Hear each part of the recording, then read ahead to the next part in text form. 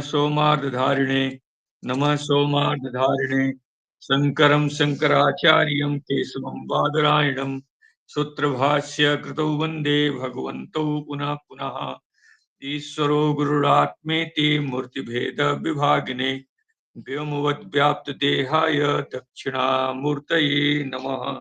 ओम शांति शांति शांति।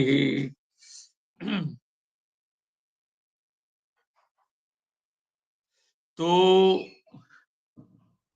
पीछे प्रसंग आपके सामने चला अभाव के विषय में कि अभाव का प्रत्यक्ष जो होता है अनुपलब्धि प्रमाण से होता है, प्रत्यक्ष प्रमाण से नहीं होता है। इस विषय में ध्यान रखिएगा कि प्रत्यक्ष प्रमाण से जो घट आदि का प्रत्यक्ष होता है जैसे, वैसे अनुपलब्धि प्रमाण से भी अभाव का प्रत्यक्ष होता है। प्रत्यक्ष प्रमा ही होती है, प्रमाएं दोनों एक प्रत्यक्ष ही मानी गई है। अब बीच में नैयायिक का जो तर्क था उसका खंडन जो है आपको 221 पेज पर दिखलाया गया। यहां तक प्रसंग आपके सामने आ गया।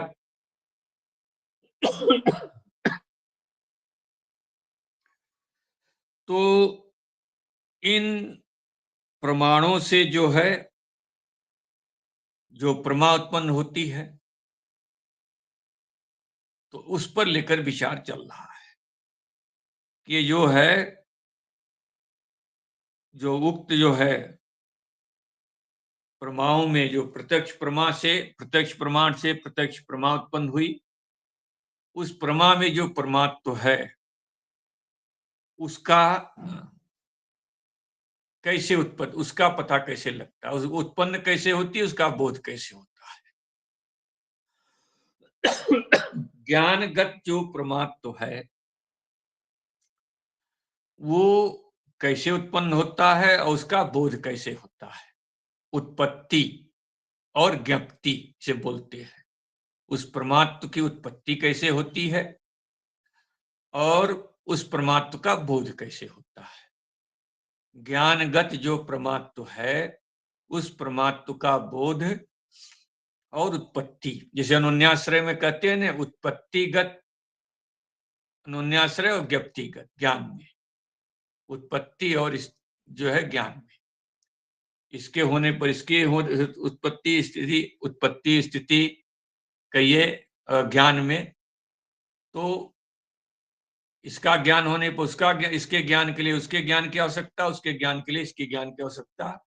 इस प्रकार से ज्ञप्ति में अनुन्याश्रय और इसकी स्थिति के लिए उसकी आवश्यकता, उसकी स्थिति के लिए इसकी आवश्यकता, ये जो है स्थिति में जो है उत्पत्ति स्थिति में जो अनुन्याश्रय दोष देते हैं। यहाँ उत्पत्ति और ज्ञप्ति, तो ज्ञान में जो परमात्म की उत्पत्ति है, ज्ञान में जो परमात्म की उत्पत्ति है वो कैसे होती है और उस ज्ञान में जो परमात्म है उसका बोध कैसे होता है। तो सिद्धांती का पक्ष है, पहले सिद्धांती के पक्ष को ध्यान में रख लीजिएगा कि जिस सामग्री से ज्ञान उत्पन्न होता है, जिस सामग्री से ज्ञान उत्पन्न होता है उसी सामग्री से उसमें परमात्म का भी उत्पत्ति होती है। इस विषय को ध्यान से सुनिएगा कि जिस सामग्री से ज्ञान उत्पन्न होता है उसी सामग्री से उसमें परमात्म भी उत्पन्न होता है और उसी सामग्री से उसमें परमात्म का बोध भी होता है। ये पंक्ति अपने दिमाग में बैठा कर रखिए कि जिस सामग्री से ज्ञान उत्पन्न होता है उसी सामग्री से उसमें परमात्म की भी उत्पत्ति होती है और उसी सामग्री से उसमें परमात्म का बोध भी होता है। ये बात आपके दिमाग में एकदम से सही ढंग से बैठ जानी चाहिए। ये सिद्धांती का मत है, यही स्वतः प्रामाण्य है और यही उसमें जो है यही स्वतः प्रामाण्य से कहा जाता है कि ज्ञान जिस सामग्री से उत्पन्न हुआ उसी सामग्री से उसमें परमात्म भी उत्पन्न हो जाता है और उसी सामग्री से उसमें परमात्मा का बोध भी हो जाता है, ज्ञानगत परमात्मा का बोध हो जाता है। यही उत्पत्ति व्यक्तिगत स्वतः प्रामाण्य। नैयायिक इसके लिए अलग से कहेगा कि ज्ञान जिस सामग्री से उत्पन्न होता है उससे अतिरिक्त सामग्री से उसमें परमात्मा उत्पन्न होता है और उससे अतिरिक्त सामग्री से उसमें परमात्मा का बोध होता है। ये परतस्थ प्रामाण्य।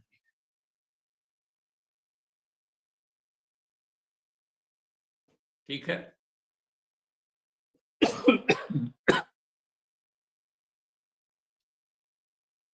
बात समझ में आ गई? ठीक, इतनी बात समझ में आ गई तो फिर पंक्ति बतलाई जाएगी आपको कि ज्ञान जिस सामग्री से उत्पन्न होता है उसी सामग्री से उस ज्ञान में परमात्मा भी उत्पन्न होता है, उसी सामग्री से उसमें ज्ञान में रहने वाले परमात्मा का बोध भी होता है। ये उत्पत्तिगत और व्यक्तिगत ये जो स्वतः प्रामाण्य सिद्धांति का मत है। नैयायिक का मत है, पूर्व पक्षी का, कि ज्ञान जिस सामग्री से उत्पन्न होता है उससे अतिरिक्त सामग्री से उसमें परमात्मा की उत्पत्ति होती है और अतिरिक्त सामग्री से उसमें परमात्मा का बोध होता है, ज्ञानगत जो परमात्मा उसका बोध होता है। ये दोनों में इतना मतभेद है। अब ये हुआ कौन से ज्ञान के विषय में? प्रमा ज्ञान के विषय में। लेकिन जो अप्रमा ज्ञान है, अप्रमा ज्ञान में दोनों एक मत है, पूर्व पक्षी और सिद्धांती दोनों एक मत है कि प्रमा अप्रमा ज्ञान जो भ्रम ज्ञान जिस सामग्री से उत्पन्न होता है उससे अतिरिक्त सामग्री से उसमें अप्रमात्म की उत्पत्ति होती है और उसमें अतिरिक्त सामग्री से उसमें अप्रमात्म का बोध होता है। ये दोनों बराबर मानते हैं। यहाँ पर भ्रम ज्ञान में माने अप्रमा ज्ञान में, ठीक है, या भ्रम ज्ञान में जो है अप्रमात्म जो आता है, अप्रमात्म की उत्पत्ति और अप्रमात्म का बोध, ये दोनों ही परतस्थ है। ये दोनों ही मानते हैं, सिद्धांती और आपके पूर्व पक्षी। ये आपके चीजें, ये चीजें आपने क्या लिख लिया कि भ्रम ज्ञान में जो है अप्रमात्व की उत्पत्ति और अप्रमात्व का बोध ये अन्य सामग्री से होता है, ज्ञान को उत्पन्न होने वाली सामग्री से पृथक सामग्री से होता है।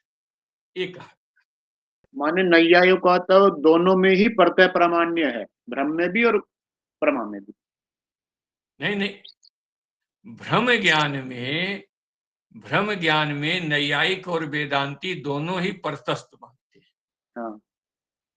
भ्रम ज्ञान में नैयायिक भी कहता है कि भ्रम ज्ञान जिस सामग्री से उत्पन्न हुआ उससे अतिरिक्त सामग्री से उसमें अप्रमात्म की उत्पत्ति होती है और अप्रमात्म का बोध होता है। यही बात वेदांती भी कहता है, सिद्धांती भी कहता है इसी बात कि भ्रम ज्ञान जिस सामग्री से उत्पन्न होता है उससे अतिरिक्त सामग्री से उसमें अप्रमात्म की उत्पत्ति होती है और अतिरिक्त सामग्री से उसमें अप्रमात्म का बोध होता है। यहां तो दोनों एक मत है।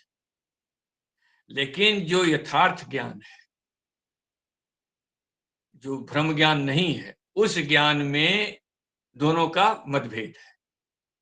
वेदांती कहते हैं ज्ञान जिस सामग्री से उत्पन्न होता है उसी सामग्री से उसमें परमात्मा की उत्पत्ति होती है और उसमें परमात्मा का उसी सामग्री से उसमें परमात्मा का बोध होता है। नैयायिक कहता है कि नहीं, ज्ञान जिस सामग्री से उत्पन्न होता है उससे अतिरिक्त सामग्री से उसमें परमात्मा की उत्पत्ति और अतिरिक्त सामग्री से परमात्मा का बोध होता है। ये आपके सामने तीन बातें हैं। ये तीनों बातें आप अगर समझ गए होंगे तो आपको अम्बुल पढ़ाने में कोई विलंब नहीं होगा।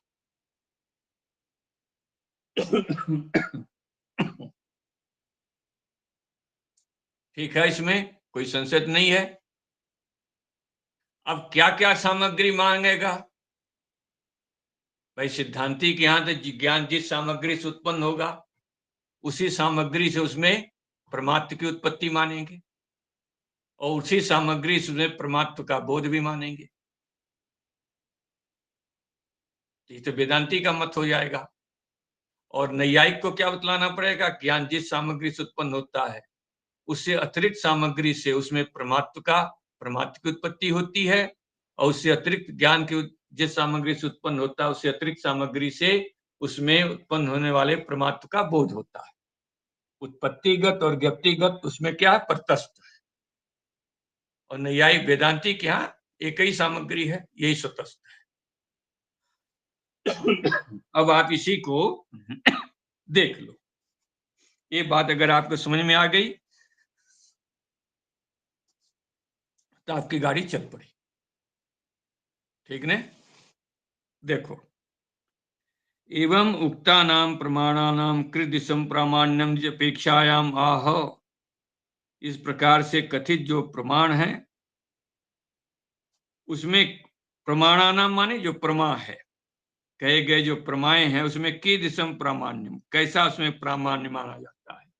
उत्पत्तिगत स्वतस्थ प्रामाण्य है अथवा परतस्थ प्रामाण्य, कैसा प्रामाण्य माना जाता है? उसमें प्रमात्व कैसे आता है, स्वतस्थ है अथवा परतस्थ है, ये है। इस अपेक्षायाम आह, इस अपेक्षा करता एवं, मूल कारण ने कहा एवं उक्ता नाम प्रमाणानाम माने ऊपर जो प्रमाणों से कही गई जो प्रमा है उसमें जो प्रामाण्य माने प्रमात्व जो है वह स्वतः ही उत्पत्ति ज्ञायते, स्वतः ही उसमें उत्पन्न होता है, स्वतः ही उसका ज्ञापित होता है। अर्थात जिस सामग्री से ज्ञान उत्पन्न हुआ उसी सामग्री से उसमें परमात्मा भी उत्पन्न होता है, उसी सामग्री से उस ज्ञानगत परमात्मा का बोध भी होता है। ठीक है? हाँ ब्रह्मचारी जी, अब आप स्वतः प्रामाण्यवादी हैं। जी ठीक है, अब देखो प्रमा, पीछे आपने सुना था कि प्रमा जो है अनधिगत अबाधित विषय ज्ञानत्वम परमात्म कहा था, लेकिन जब जिस पक्ष में स्मृति को भी क्या माना, प्रमा माना, तो उस पक्ष में क्या कहा, अबाधित विषयत्वम परमात्म, जिसका विषय बाध नहीं होता उसमें परमात्मा माना। ये पीछे दो शब्द आए थे, दो बात आई थी कि एक केवल ज्ञान में परमात्मा मानते थे, एक जो दूसरे लोग हैं स्मृति में भी परमात्मा मानते हैं, तो दोनों के लिए लक्षण अलग अलग बनाया है। यहाँ स्मृति को भी लेकर के बोल रहे हैं। तथा ही स्मृति अनुभव साधारणम संवादी प्रवृत्ति अनुकूलम तद्वती तत्प्रकार ज्ञानत्वम प्रामाण्यम, यहां पर अर्थ करिएगा कि स्मृति, ठीक है, स्मृति अनुभव दोनों में साधारण, यहां पर दोनों में ही क्या बनाया जा रहा है, दोनों में लक्षण आना चाहिए। तद्वती तत्प्रकारक ज्ञानत्व, तद्वती तत्प्रकारक ज्ञानत्व प्रामाण्य माने परमात्म, ठीक है, माने क्या हुआ कि स्मृति अनुभव साधारण तद्वती तत्प्रकारक ज्ञानत्व संवादी प्रवृत्ति अनुकूलम प्रामाण्य, ठीक है। कहते हैं परमात्म है क्या चीज, परमात्म पदार्थ क्या है, तो परमात्म पदार्थ इनमें क्या बोलना है, कैसा ले रहे हैं, स्मृति और अनुभव दोनों को ले रहे हैं, प्रमा मान के चल रहे हैं। इसलिए कहते हैं कि तद्वती तत्प्रकारक ज्ञानत्व हो, घटत्व वाले घट में घटत प्रकारक जो ज्ञानत्व हो, और कैसा हो, संवादी प्रवृत्ति के अनुकूल हो, संवादी प्रवृत्ति जो होती है उसके अनुकूल हो, वो संवाद से क्या है, संवादी प्रवृत्ति होनी चाहिए, सफल प्रवृत्ति, ठीक, उसमें उस ज्ञान में प्रमाण, यही प्रमात्व है। अब टीकाकार जो है इसका अर्थ कर रहे हैं कि इच्छा वृत्ति प्रामाण्य अति प्रसंग वारणाय ज्ञानत्वम, कहते हैं स्मृति अनुभव साधारण संवादी प्रवृत्ति अनुकूल तद्वती प्रकारक ज्ञानत्वम। तो ज्ञानत्वम नहीं कहते, ये जो ज्ञानत्व कहा है तो कहते यहाँ पर क्या है, इच्छा वृत्ति प्रामाण्य। इच्छा में भी प्रमात्व रहता है। वो क्या है, तत्प्रकार स्मृति अनुभव साधारण जो है उसमें चला जाएगा, तो इसलिए वहां पर ज्ञानत्व पद दे दिया है। तद्वती तत्प्रकारक जो है ज्ञानत्व लिया, ज्ञानत्व वाला ज्ञान लिया जाएगा, इच्छा नहीं ली जाएगी। किसी चीज की इच्छा हुई, ठीक है, कोई इच्छा है, वो इच्छा क्या संवादी प्रवृत्ति के अनुकूल है, तद्वती तत्प्रकारक भी है, उस इच्छा में प्रमाण है, प्रमात्व है, उसकी व्यावृत्ति के लिए इन्होंने ज्ञानत्व पद यहां पर दिया गया है। ठीक है, अच्छा।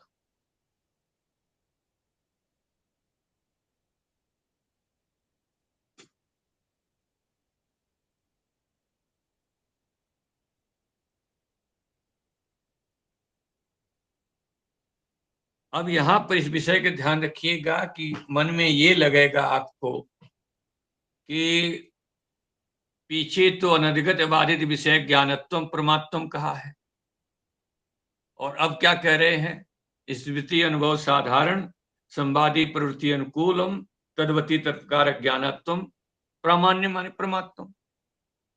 तो विचार करके देखा जाए तो यहां पर प्रमात्व का झगड़ा चल रहा है। ज्ञान में प्रमात्व कैसे उत्पन्न होता है, तो लड़ने वाला कौन है, नैयायिक है। तो सिद्धांती ने नैयायिक के भी लक्षण को पकड़ लिया, उसके साथ अपने लक्षण को भी जोड़ दिया, क्योंकि सामने वाले के लक्षण ही आपने परमात्म का खंडन कर दिया, तो उसमें स्वतस्थ आएगा परतस्थ आएगा, कैसे कहा जाए। तो यहां पर स्मृति अनुभव साधारण जो है, स्मृति और अनुभव साधारण जो है कहा गया, सर्व संवादी प्रवृत्ति अनुकूल तद्वती तत्प्रकार ज्ञानत्व जो है वो प्रमात्व है। यहाँ पर नैयायिक के भी लक्षण को समेट लिया गया है, और स्मृति को भी प्रमात्व, स्मृति में भी प्रमात्व मान लिया गया है। इन सभी बातों के कारण से ये लक्षण उस लक्षण में भिन्नता आ गई है, ठीक ने भाई। पहले अनधिगत बाधित विषय ज्ञानत्वम प्रमात्वम कहा था, और अब क्या कह रहे हैं कि स्मृति अनुभव साधारण संवादी प्रवृत्ति अनुकूलम तद्वित प्रकार ज्ञानत्वम। तो एक ही ग्रंथ में दो प्रकार के परमात्म का लक्षण कैसे हो गया। तो वहां केवल वेदांती के अनुसार परमात्म का लक्षण है, जिसमें कि स्मृति को छोड़ दिया गया, और यहाँ स्मृति अनुभव दोनों ले लिया गया है, और नैयायिक को पकड़ लिया गया ले लिया गया। अच्छा,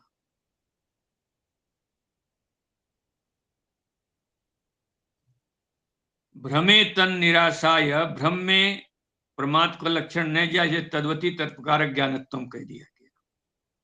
ठीक है, तद्वती तत्प्रकार ज्ञानत्वम कह दिया गया है परमात्म का लक्षण। अच्छा, स्मृति अनुभव साधारण संवादी प्रवृत्ति अनुकूलम प्रामाण्यम। कहते हैं कि स्मृति अनुभव साधारण संवादी प्रवृत्ति के अनुकूल जो है, जो होता है उसमें प्रमात्व होता है। कहते हैं उसी का फलितार्थ लिखा हुआ है, तद्वती तत्प्रकार ज्ञानत्वम इत्यर्थम। उसका फलितार्थ है क्या है, तद्वती तत्प्रकार ज्ञानत्व। मतलब क्या हुआ टीकाकार के अनुसार कि भाई लक्षण स्मृति अनुभव साधारण संवादी प्रवृत्ति अनुकूलम प्रामाण्य प्रमात्म, इतना लक्षण है। लक्षण कितना है, स्मृति अनुभव साधारण संवादी प्रवृत्ति अनुकूलम प्रामाण्यम। कहते तद्वती तत्प्रकार ज्ञानत्व क्या आ गया, तो कहते तद्वती तत्प्रकार ज्ञानत्वम इत्यर्थ। कहते उसका अर्थ फलितार्थ अर्थ लिख दिया है टीकाकार मूल का। ननु एवं भूते प्रामाण्य। कहते हैं ठीक है, इस प्रकार का जो प्रमात्व है, ये जो प्रकार का जिस प्रकार का जो प्रमात्व है, स्मृति अनुभव साधारण संवादी प्रवृत्ति अनुकूलम जो प्रमात्व है, कहते एवं भूते प्रामाण्य किम सुतस्तम। यहाँ स्वतस्तम का अर्थ करिएगा, पीछे उत्पत्ति गतम, अध्याहार कर लिया, उत्पत्ति गतम इति शेषः, इतना अध्याहार करके अर्थ करना पड़ता है। उत्पत्तिगत स्वतस्थ क्या है? उत्पत्तिगत स्वतस्थ क्या है? माने ज्ञान जिस सामग्री से उत्पन्न होता है, उस पे उत्पन्न होने वाला जो उत्पत्तिगत स्वतस्थ, उस जो स्वतस्थ मानते हो कि ज्ञान में प्रमाण उत्पत्तिगत स्वतस्थ है, स्वतः प्रामाण्य है, वो क्या है? न तावत् स्व उत्पाद्यत्वम आत्माश्रयादिति आह, कहो कि उसमें प्रमात्र स्वयं से उत्पन्न होता है, स्वयं स्वयं में प्रमात्र उत्पन्न करता है। कहते हैं ऐसा करोगे तो आत्माश्रय दोष हो जाएगा। न तावत् स्व उत्पाद्यत्वम, उसमें जो है अपने में स्वयं वो अपने प्रमात्र को उत्पन्न करता है, ऐसी बात नहीं कर सकते, क्योंकि आत्माश्रय दोष ही आएगा। इत्यतः आह, इस पर कहते हैं सिद्धांती बोले तच्च, मूल में तच्च, तच्च माने जो प्रामाण्य में स्वतस्थ है, प्रामाण्यगत स्वतस्तम, तच्च माने प्रामाण्यगत स्वतस्तम।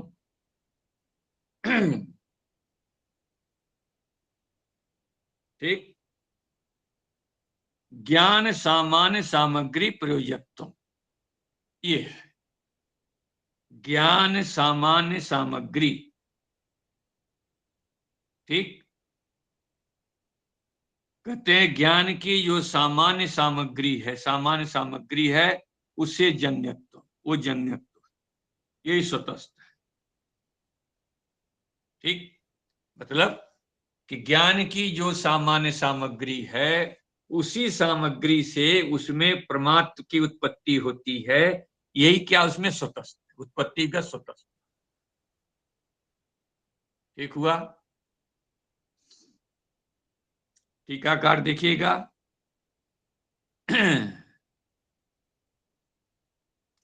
ये तो हो गया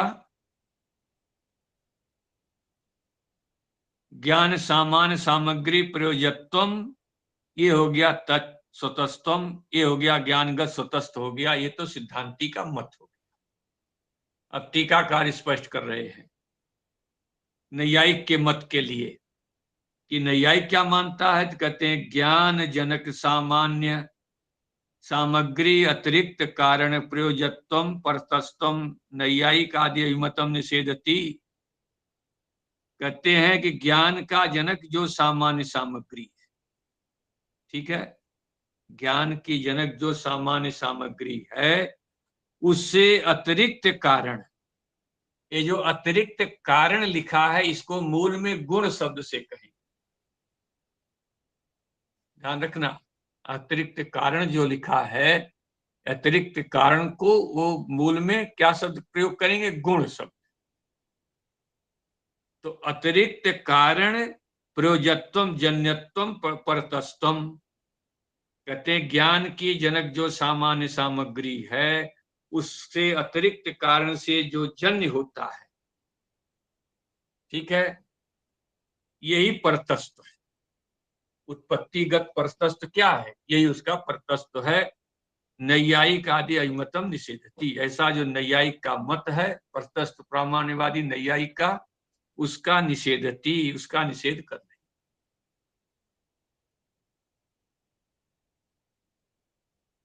ठीक है।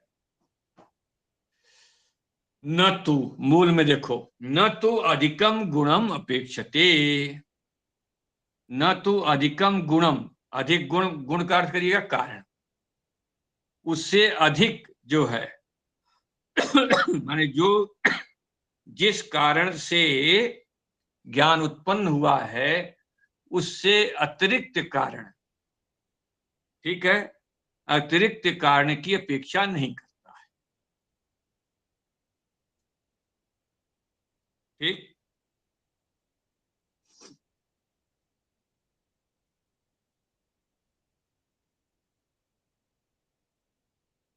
न तो अधिकम गुणम अपेक्षते, क्यों भाई, प्रमा मात्रे अनुगत गुण अभावात। कहते हैं कि अधिक कारण की अपेक्षा करता, कहते हैं प्रमा मात्र। प्रमा कितनी है न्यायिक के अनुसार? 4। प्रत्यक्ष प्रमा, अनुमिति प्रमा, उपमिति प्रता, साधन। प्रमा मात्र में, ठीक, तो यहां पर जो है अनुगत गुण नहीं कह सकता, कोई एक अनुगत गुण नहीं बोल सकते हो, कोई एक अनुगत गुण हो कि जो कि वहां पर अनुगत कोई कारण आप नहीं बता सकते।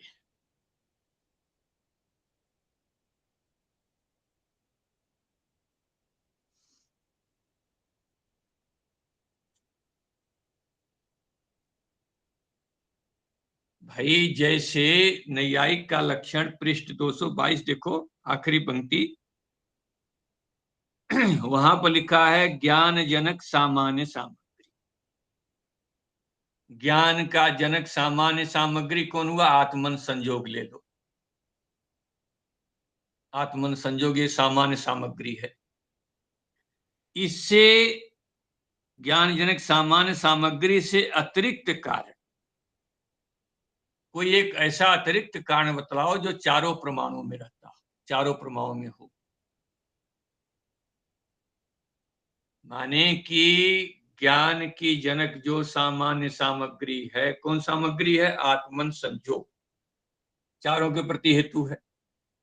उससे अतिरिक्त कारण की अपेक्षा करना है न्यायिक को, जिससे उसमें प्रतस्थ आवे। तो अतिरिक्त कारण से जो जन्य होता है वो प्रतस्थ है। तो कहते हैं कि यहाँ पर जो है प्रमा मात्र, जो 4 प्रकार की प्रमाएं हैं, उसमें अनुगत गुण, अनुगत कारण कोई आप बतला नहीं सकते, जो कि उन कारणों से उस ज्ञान में प्रमात्म उत्पन्न होता हो। भाई प्रशस्त कब आएगा? कि ज्ञान जिस सामग्री से, जिस सामान्य सामग्री से उत्पन्न होता है, उससे अतिरिक्त कोई सामान्य सामग्री आपको बतलाना है। तो अतिरिक्त कोई सामग्री जो है, ये गुण शब्द का अर्थ करिएगा, कारण तभी लगेगा पंक्ति। उसमें प्रमा मात्र में अनुगत जो गुण है, अनुगत जो कारण है, कोई आप नहीं बतला सकते हैं। क्योंकि ज्ञान की जनक जो सामान्य सामग्री आत्मन संजोग, उससे अतिरिक्त जो है सामान्य सामग्री आप कोई बतला नहीं सकते।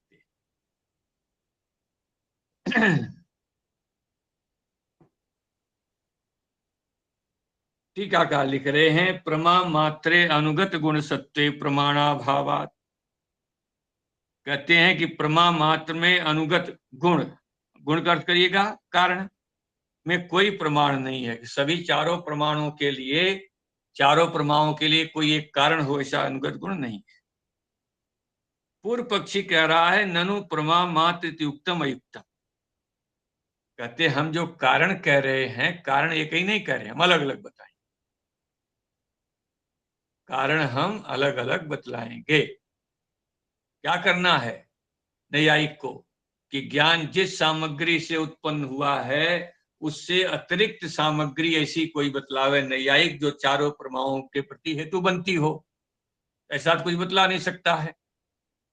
तो न्यायिक कहता है हम चारों प्रमाणों के लिए एक अनुगत सामग्री नहीं बताएं, प्रत्येक प्रमा के लिए हम, प्रत्येक प्रमा जिस ज्ञान, प्रत्यक्ष ज्ञान जिस सामग्री से उत्पन्न हुआ है, उससे अतिरिक्त एक सामग्री बतलाएंगे जिससे उसमें परमात्मा की उत्पत्ति होती है।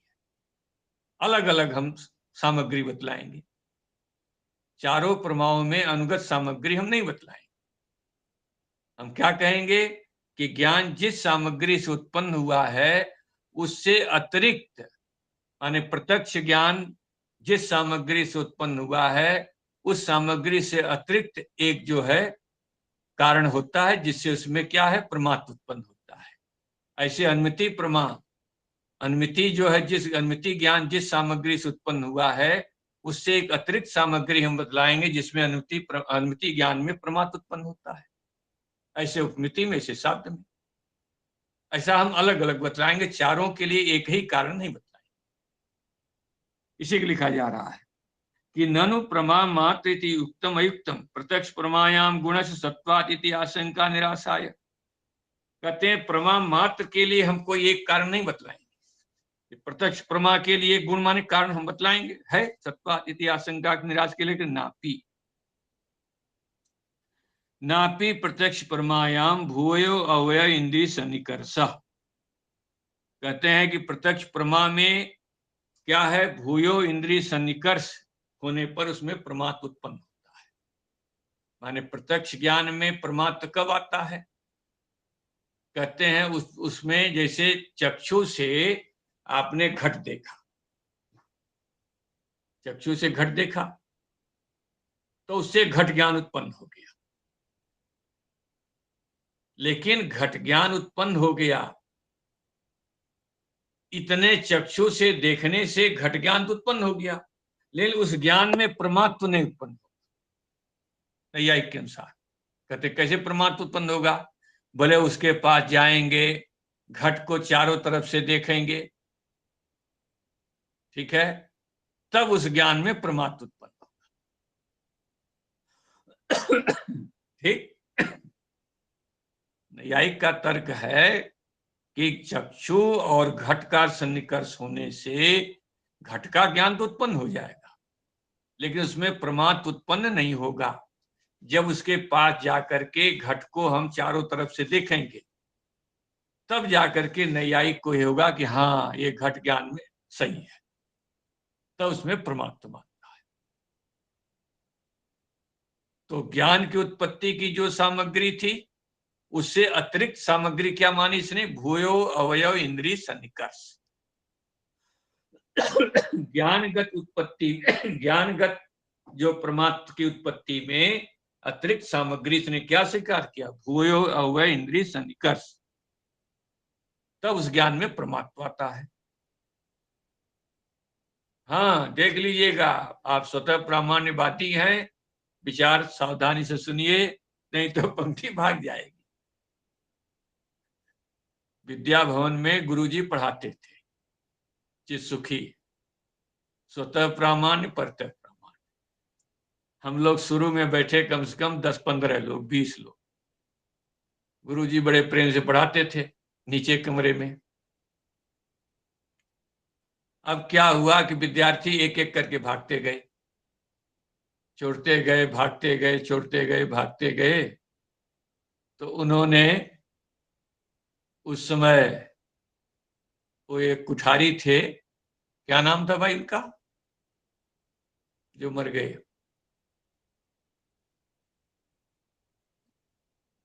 पहले कुठारी थे ना, एक नाम याद नहीं आ रहा है। कोरोना में उनकी मृत्यु हो गई। विद्या भवन के पहले कुठारी थे वासुदेव। तो वासुदेव से पूछा कि भाई विद्यार्थी, जो विद्या भवन के विद्यार्थी तो वही भाग गए। बोले विद्यार्थी आ क्यों नहीं रहे? बोले गुरुजी विद्यार्थी ये कह रहे हैं कि गुरुजी जो बोल रहे हैं वो कान में घुस ही नहीं रहा।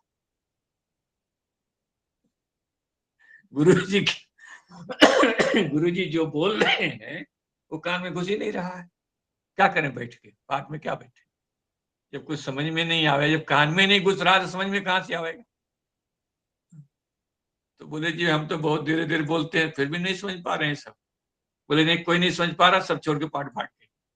जो विद्या भवन के विद्यार्थी थे वही भाग गए। दक्षिणामूर्ति से मैं और मेरे एक साथी थे, जाते थे, उनका नाम क्या बताएं।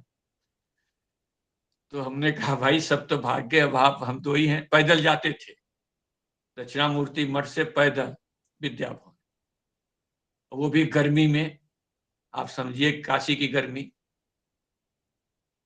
तो हमने कहा जी आपकी क्या गति है? बोले कि स्वामी जी बात देखो, जब गुरु जी ननु कहते हैं समझ जाता हूं कि अब पूर्व पक्षी बोलेगा। इति चेत न जब कहते हैं समझ लेते हैं कि सिद्धांती बोलेगा। बीच में क्या होता वो आप जाने। हमें कुछ पता नहीं। तो हमारे बड़ी हंसी छुट्टी पका, ठीक है आप इतना समझ रहे हैं, हिम्मत बांधे हुए हैं, कम से कम हमारे साथ चलते तो हैं। तो चलते रहे जब तक स्वतः प्रामाण्य परतः प्रामाण्य चला, वो पाठ में चलते रहे। तो ये है, तो इसमें थोड़ा सा विषय गंभीर होता है। तो पूर्व पक्षी कह रहा है कि हम प्रमा मात्र में अनुगत जो कारण नहीं बतलाएंगे। हर एक प्रमा के, चाहे प्रत्यक्ष प्रमा है या अनुमिति प्रमा, प्रत्यक्ष ज्ञान है, अनुमिति ज्ञान है, शाब्द ज्ञान है, उसमें जो परमात्म उत्पन्न होता है उसके लिए अलग अलग कारण कहेंगे। तो जैसे प्रत्यक्ष ज्ञान है तो उसमें परमात्म जो आता है कैसे, भूयो अवयव इंद्रिय सन्निकर्ष, माने घट देखा तो घट के पास जाएगा नहीं आई, चारों तरफ से देखेगा, तब कहेगा कि हाँ ये घट ज्ञान में परमात्मा। माने किसी वस्तु को यदि दूर से देख रहे हैं तो हाँ, वहां तो संपूर्ण अवयव का उसको नहीं भान होगा, तो उसमें प्रामाण्य भी नहीं माना जाएगा। वो नैयायिक दूर से देखेगा तुरंत अनुमान करेगा, वो तो अनुमान ले। अनुमिति करेगा। हाँ, नैयायिक तो अनुमान का रसिक है ने, वो तो तुरंत अनुमान करेगा, वो तो सामने घट रखा तब भी अनुमान करेगा। उसका काम है यही। तो भूयो अवयव इंद्रिय सन्निकर्ष कहा। अब सिद्धांति ने उसकी बात को पकड़ा कि भाई तुम भूयो अवयव इंद्रिय सन्निकर्ष जहां होगा प्रत्यक्ष ज्ञान में, उसमें परमात्मा मानो, तो सामने ही घट में जो रूप दिखाई दे रहा है, घट में जो रूप दिखाई दे रहा है, ठीक, उस रूप में जो आप कैसे करोगे भूयो अवयव सन्निकर्ष, अवयव तो केवल किसमें होता है, द्रव्य में होता है, गुण में तो अवयव होता नहीं है। आपने भूयो अवयव सन्निकर्ष कहा इंद्रिय से, तो अवयव किसमें होते हैं, द्रव्य में होते हैं, गुण में नहीं होते, क्रिया में नहीं होते हैं, जो निर्वय पदार्थ आकाश आदि काल आदि उसमें भी नहीं होते हैं। तो कहते हैं रूप में तुम भी अवयव नहीं मानते हो, तो कहते हैं रूपादि प्रत्यक्ष, रूपादि में जो है तद अभावात, माने भूयो अवय इंद्रिय सन्निकर्ष का अभाव होगा, क्योंकि उसमें अवय होता नहीं है। ऐसे ही आत्म प्रत्यक्ष, आत्मा कैसा निरवय पदार्थ है, उसमें भी अवयव नहीं होते हैं, ठीक। तो उसके प्रत्यक्ष में भूयो अवय इंद्रिय सन्निकर्ष नहीं हो पाएगा, तो फिर इनके ज्ञान में परमात्म की उत्पत्ति नहीं हो पाएगी।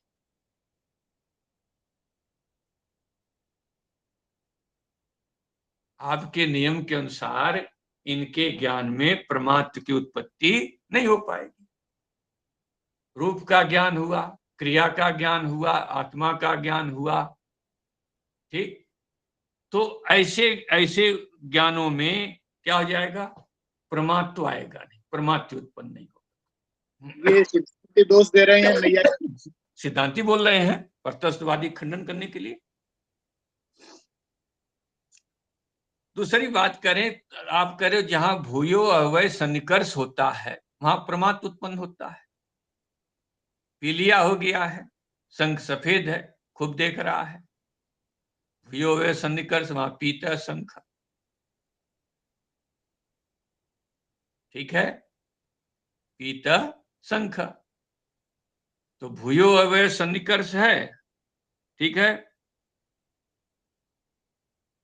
तो पहले क्या बतलाया कि भूयो अवय इंद्रिय सन्निकर्ष नहीं है और रूपादि का ज्ञान और आत्मा के ज्ञान में परमात्मा की उत्पत्ति होती है, कारणा भावे कार्य सत्वम, व्यतिरेक व्यभिचार दिया।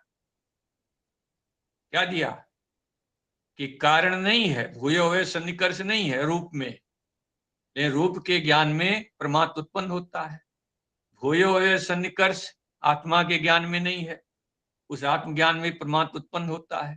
तो कारण के न रहने पर भी कार्य जो परमात्मा उत्पन्न हो रहा है। अब क्या करने चाह रहे हैं, अन्वय विचार दे रहे हैं कि कारण सत्य कार्याभाव, कि कारण के होने पर भी कार्य नहीं हो रहा है। कहां पर, कि पीता शंख, यहां पर भूयो अवय सन्निकर्ष है, लेकिन क्या हो रहा है, इसमें परमात्मा की उत्पत्ति नहीं हो रही बल्कि भ्रम ज्ञान है, तो अब परमात्मा उत्पन्न होता है।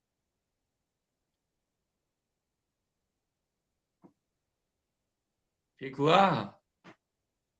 हाँ।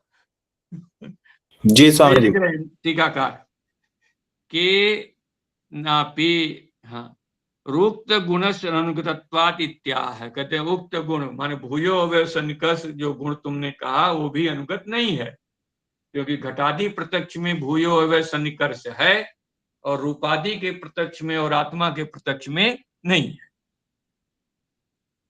व्यतिरेक व्यभिचारम उक्त्वा अन्वय व्यभिचारम आह। व्यतिरेक व्यभिचार मतलब कारणाभावे कार्य सत्य, ये व्यतिरेक व्यभिचार होता है। कारण के न होने पर कार्य हो जाए तो उसे व्यतिरेक व्यभिचार कहते हैं। और अन्वय व्यभिचार क्या है? कारण सत्य कार्याभाव है, कारण हो कार्य न हो, ये होता है अन्वय सच, अन्वय व्यभिचार। तो पहले कहा कि व्यतिरेक व्यभिचार कहा।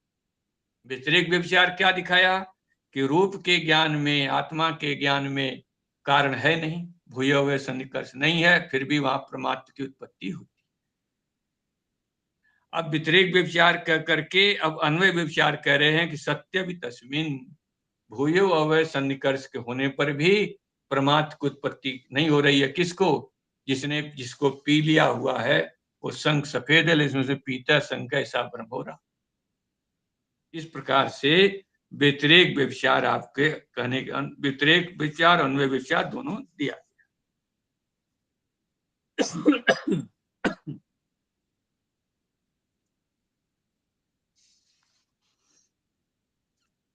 ठीक है, इसे विचारिएगा।